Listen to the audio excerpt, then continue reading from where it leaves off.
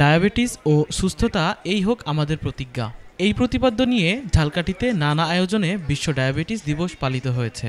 এ উপলক্ষে ডায়াবেটিস বিশেষজ্ঞ চিকিৎসক মোহাম্মদ মঞ্জুরুর রহমানের নেতৃত্বে শনিবার সকালে শহরের কালীবাড়ি সড়ক থেকে একটি পদযাত্রা বের হয়।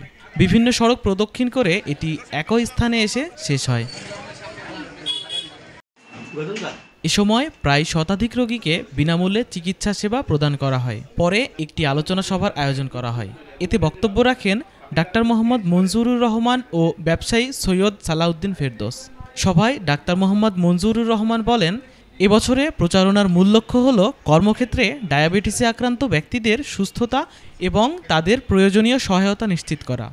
এজন্য সচেতনতা বৃদ্ধি করতে হবে। তিনি আরও বলেন, কর্মক্ষেত্রে ডায়াবেটিস সম্পর্কে সঠিক তথ্য প্রচার এবং ভুল ধারণা দূর করতে হবে। প্রতিষ্ঠানের নিয়োগকর্তা, কর্মচারী এবং নীতি নির্ধারকদের উৎসাহিত করা, যাতে তারা ডায়াবেটিসে আক্রান্ত ব্যক্তিদের জন্য আরও অন্তর্ভুক্তিমূলক এবং সহায়ক কর্মপরিবেশ তৈরি করেন। কর্পোরেট অফিস আদালতে কর্মজীবী মানুষের মধ্যে শতকরা 7 জনেরই ডায়াবেটিস। আমি আসলে অবাক হয়ে গেছি যে 7 জনেরই ডায়াবেটিস আক্রান্ত। এর ভিতরে হিডেন ডায়াবেটিস আছে 2%, অর্থাৎ 2 জন জানেই না যে তাদের ডায়াবেটিস আছে, আর 5 জন জানে শুধু তাদের ডায়াবেটিস আছে। অর্থাৎ তারা ঘোষণা দিয়েছে যে 7 জনেরই ডায়াবেটিস আছে। এরকম করতে করতে তাদের ভিতরে একটা হতাশা তৈরি হয়ে যায়। কিন্তু এই সময় আমাদের যে যারা এই ডায়াবেটিসের